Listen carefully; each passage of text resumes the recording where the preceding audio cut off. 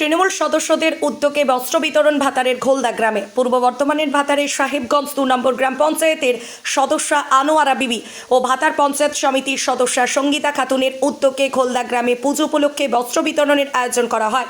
এদিন 50 জনের হাতে নতুন পোশাক তুলে দেওয়া হয়। উদ্যোক্তারা জানান, শারদীয়া উৎসবের আনন্দ সকলের মধ্যে ভাগ করে নেওয়ার লক্ষ্যে এই উদ্যোগ। উৎসবের মুখে নতুন পোশাক হাতে পেয়ে খুশি এলাকার মানুষজন।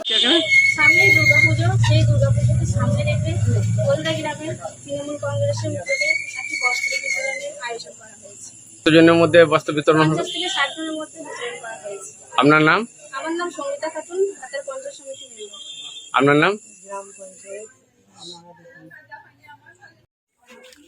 সামনে দুর্গাপুজো, সেই দুর্গাপুজোকে সামনে রেখে আমাদের ঘোলদা গ্রামের তৃণমূল কংগ্রেসের পক্ষ থেকে এবং পঞ্চায়েত সমিতির মেম্বার এবং গ্রামের পঞ্চায়েত সদস্যকে নিয়ে একটা বস্ত্র বিতরণের আয়োজন করা হয়েছে।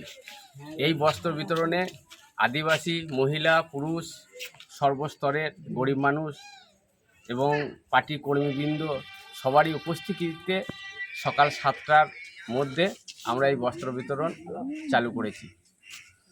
দুর্গাপুজোকে সামনে রেখে প্রত্যেকটা মানুষ যাতে হাসি খুশি উৎসবে মুখর হয়ে আনন্দে সামিল হতে পারে, তার জন্য আমাদের একটা ছোট্ট প্রয়াস।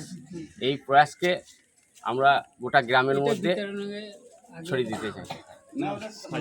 আমার নাম শেখ সিরাজ, ঘোলদা গ্রামের তৃণমূল কংগ্রেসের একজন কর্মী।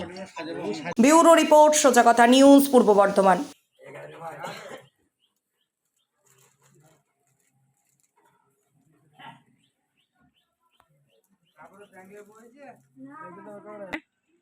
বস্ত্র বিলি হচ্ছে কংগ্রেসের ইসে।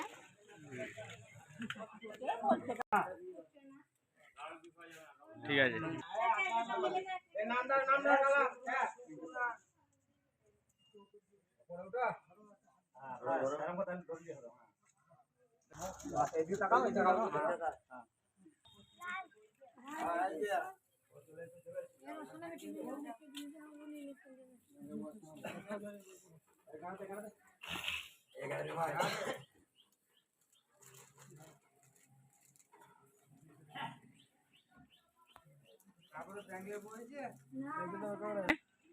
বস্ত্র বিলি হচ্ছে কংগ্রেসের ইসে।